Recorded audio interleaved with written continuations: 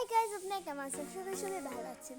আজকে আমি বানাবো চিংড়ি মাছের ভাজা। আমার বাবা চিংড়ি মাছ এনেছিল, মাকে এখান থেকে 3টে চিংড়ি মাছ আনলো।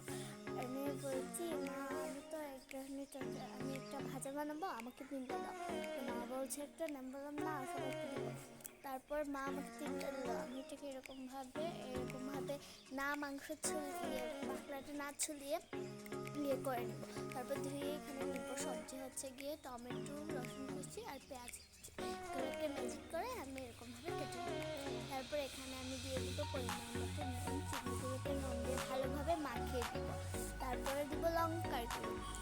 এখানে আমি লঙ্কাটা অ্যাড করেছি, তাই আপনারা আমার সাথে খাচ্ছি। তারপর এখানে হলুদ গুঁড়ো, জিরা গুঁড়ো, ধনিয়া গুঁড়ো দিয়ে ভালোভাবে মাখিয়ে এর ভিতরে যেন মশলা ঢুকে। তারপর এখানে দিব হচ্ছে গিয়ে মশলা, সরিষার তেল দিয়ে এটাকে চিংড়িগুলোকে আমরা হালকাভাবে ভেজে নেব। তারপর এগুলোকে আমরা একটা করে ছেড়ে দেব।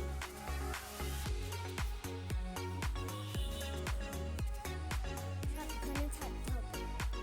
তারপর এগুলোকে আমরা মিডিয়াম তাপে উল্টে দেব।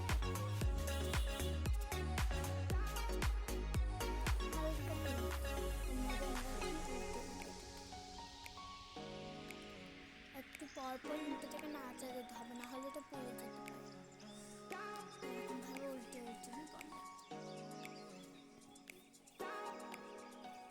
তারপর তেলগুলোকে কিন্তু একটু পরে নাড়াচাড়া করতে হবে, তাহলে একটু ভেতরে দিয়ে তেলটা ঢুকবে আর মাংসটা সিদ্ধ হবে। তারপর আমরা 5 মিনিট ভাজা নেওয়ার পরে আমরা এটা নামিয়ে নেব। যে তেলগুলো রয়েছিল এগুলোর মধ্যে একটু তেল মিক্স করে আমরা এখানে রসুন কুচি আর লঙ্কা কুচি দিয়ে দিব। এখানে আমি পেঁয়াজ কুচিটাও অ্যাড করছি। দিয়ে টমেটো কিন্তু এখন দিব না, আমরা এটা একটু লাল লাল হয়ে আসলে আমরা টমেটো দিব। দেখুন, এটাকে আমরা একটু ভেজে নেব।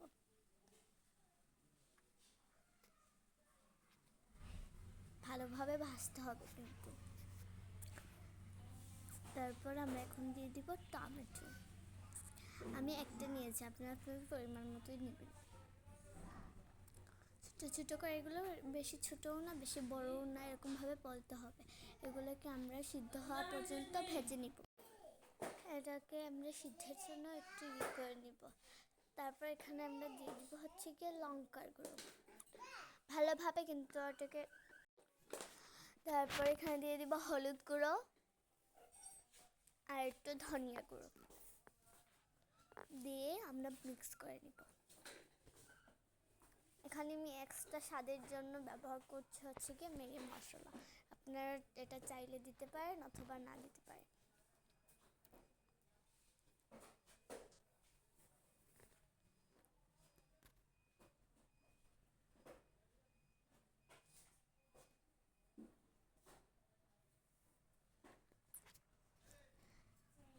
তারপর এটাকে মিক্স করে নেব।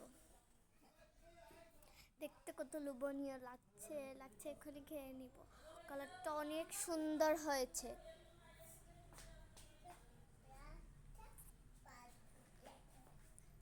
এখনই খেয়ে নেব কড়া থেকে, তো আর রাঁধতে হবে না।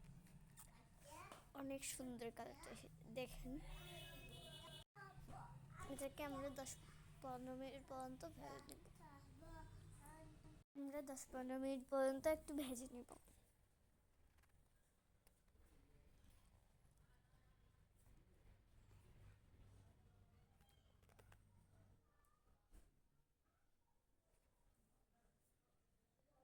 তারপর আমরা একটা একটা করে চিংড়িগুলোকে দিয়ে দেবো, ভেজে রাখা চিংড়িগুলো। তারপরে এটার হচ্ছে যে তেলগুলো ছিল ওটাও দিয়ে দিব।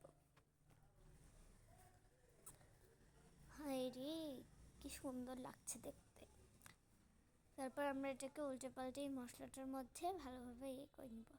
আমি বলছিলাম ভাজা বানাবো, কিন্তু এটা দেখছি ভাবলাম অন্য কিছু একটা ট্রাই করা যাক, তো এইটাই। এটা চটচড়ার মতো হয়ে গেছিলো, কিন্তু খেতে অনেক স্বাদ হয়েছিল।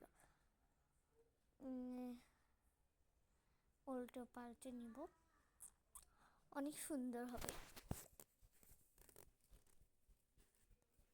আমরা মশলাটা কিন্তু এটা ভিতরে আর বাইরে লাগিয়ে একটু ভিতরে ঢুকানোর জন্য আমরা একটু উল্টে পাল্টে নিব, আর মশলাটাকে একটু ছেড়ে ছেড়ে দিব যাতে এই খলসের ভিতরে ঢুকে যায়।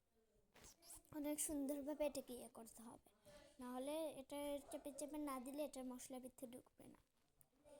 এই দেখেন রেডি। ওয়াও, কি লোভনীয় লাগছে, সো বিউটিফুল। এখন বাবাকে দিয়ে টেস্ট করাবো, দেখি।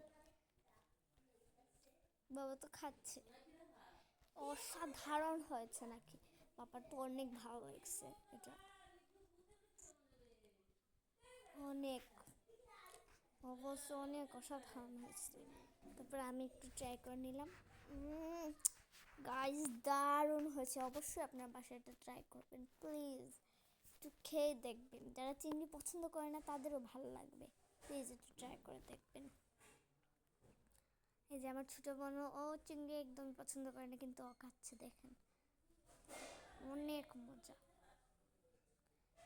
আপনারা এটা একবার খেয়ে বারবার খেতে যাবেন।